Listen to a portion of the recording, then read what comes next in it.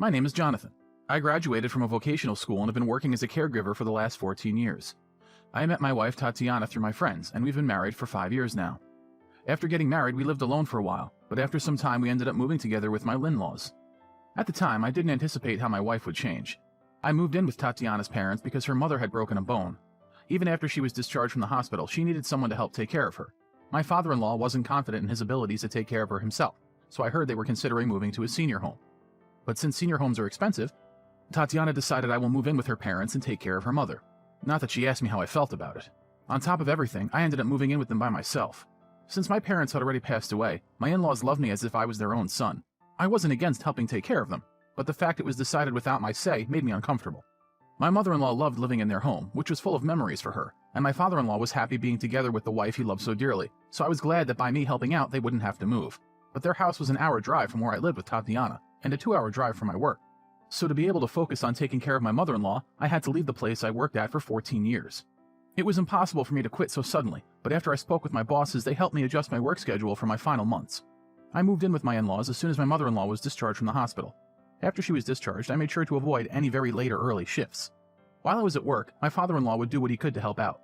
When I first moved in with my in-laws, my wife would visit us every weekend.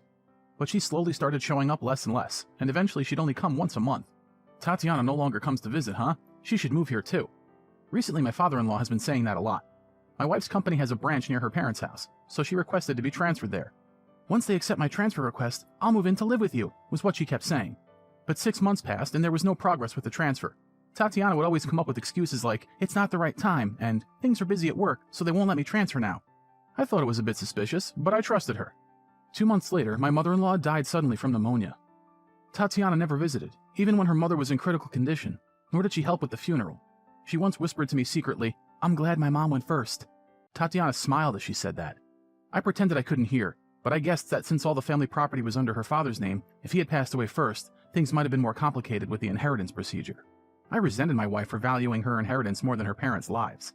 I ignored her and just focused on helping my father-in-law with the funeral proceedings. The funeral memorial service went by without a hitch. The days went by. Just when I was able to catch my breath, my father-in-law said something I never expected him to. Why don't we stop living together? I believed that Tatiana would be transferred soon, and I thought we would live as a trio with my father-in-law, so his words were a bolt from the blue. Since his wife passed away, my father-in-law was getting weaker and weaker, so I was against leaving him on his own. So I said to him, I want to keep living with you. I'll be too worried to leave you alone. I'm sure Tatiana will be transferred soon. I tried to convince him. He said, I'll live on my own. Don't worry about me. Divorce Tatiana and live on your own as well. I replied, divorce? Why won't we live together, the three of us? No matter what I said, my father-in-law wanted me to divorce his daughter. I'm sure if you go to visit Tatiana at your house, you'll understand. Honestly, since Tatiana stopped visiting so often, I've thought to myself many times that I should go to our old home. But since my mother-in-law wasn't feeling well, I never made it. If you ever need anything, don't waste your time going to our home. Just let me know and I'll bring it to you. I leave my parents in your hands, Tatiana would always say to me. I would try to tell her that even her parents want me to visit her, but every time I would bring up visiting, she would come up with some reason for me not to, and so I haven't gone back home even once since I moved in with my in-laws. We haven't seen Tatiana in so long. Aren't you sad not being able to see her? I'm fine, so why don't you go back home sometimes? It seemed like my father-in-law was worried about me. It's true, we haven't spent any time as a couple together recently. I was curious what he meant when he said I would understand if I went back home. One day, hoping to surprise Tatiana, I went back home while she was at work. I was shocked. When I got home, I saw something I never anticipated. Huh? What's this? I was so surprised I said that out loud without realizing it. When I opened the door, I saw a pair of men's shoes that weren't mine. Worried that someone might be in the house, I walked into the living room and saw underwear and clothes thrown all over the floor. It was such a mess I could barely enter the room. Since I moved in with my in-laws, my home had changed. I had a feeling my wife cheated on me, but I didn't have proof. I knew I had to collect evidence now, while no one was at home. I walked around the house and took photos. As I was doing so, I saw a watch I recognized on the floor, and remembered my watch case. I hadn't worn any of my watches in a while, and I completely forgot that I had left my watches in their case in the closet. Going to the closet, I pulled out my case and saw that it was completely empty. I took a photo of the empty case and then checked our shared bank account. We had saved up nearly $25,000, but now barely $2 were left. My mind went blank. I knew that if my wife returned with the owner of those men's shoes, things would get complicated, so I went back to my in-laws' house. My father-in-law had been waiting for me. How did it go? Do you understand why I said you should break up with Tatiana? Were the first words he said to me. All I could do was nod. Then come on, fill out the divorce papers, he said. But I don't like this. I care about you as if you were my own father. Even if Tatiana has done something wrong, I still want you to be my father." Those were my honest feelings. I couldn't leave my father-in-law on his own. He felt how genuine I was. In order to prepare for what might happen next, we decided we should collect evidence of what Tatiana had done, so we hired a private investigator. Unfortunately, the report we got back from the private investigator was just as we had expected. After my father-in-law saw the report, he began acting strangely. He would do things like asking when we'd eat lunch an hour after we had eaten, or saying we should prepare something for Tatiana when she never said she would visit us. After he acted like this for a few days, I realized there must be symptoms of dementia, so I called Tatiana. Her reply was, "Huh? Really? Dad has dementia? I'll come visit this weekend." She sounded worried, but also strangely happy. When I told my father-in-law that Tatiana would be coming to visit that weekend, he looked incredibly happy. I thought I should take him to the hospital the beginning of next week, and I wondered whether Tatiana should see him in the state he's in. But I was sure he wanted to meet her. That Sunday, Tatiana brought something with her when she came over. "Dad, are you all right? I heard you haven't been feeling well recently," Tatiana said kindly while looking at her father's face. He replied with a smile. "We're having spaghetti for dinner tonight. I made sure not to put peppers in the sauce, just how you like it." Recently, my father-in-law would repeat that Tatiana loved spaghetti every day. It must have been her favorite food when she was a kid. Since he mentioned taking out the peppers, which Tatiana eats now with no problem, he must be remembering her as a child. Repeating the same thing over and over, it's definitely dementia. With a cruel look on her face, Tatiana said, "There's no need for dinner. I'm going home." She claimed to have to go to work early the next day. I walked her to the front door and she handed me an envelope. "Fill this out," she said, and walked away. After this, I tried calling Tatiana countless times, but she never picked up. She'd abandoned our home as well. I got in touch with her work, but they said she had quit the week prior. No one knew where she had gone. 5 years later, I suddenly saw her. "What are you doing here?" She seemed surprised to see me. "Why? Today is Father's funeral. Of course I'm here." We were both at the funeral hall. It seemed she had quietly slipped in between the other attendees. She replied, "We're divorced, so he has nothing to do with you anymore, right? Leave. I'm his only daughter, so I will inherit all his property." She began to laugh. Hearing what she said, I began to laugh as well. "What are you talking about?" Looking at my confused wife, I revealed the truth. "The one who doesn't belong here is you. We divorced, yes, but Father doesn't consider you his daughter." "Huh? What are you talking about?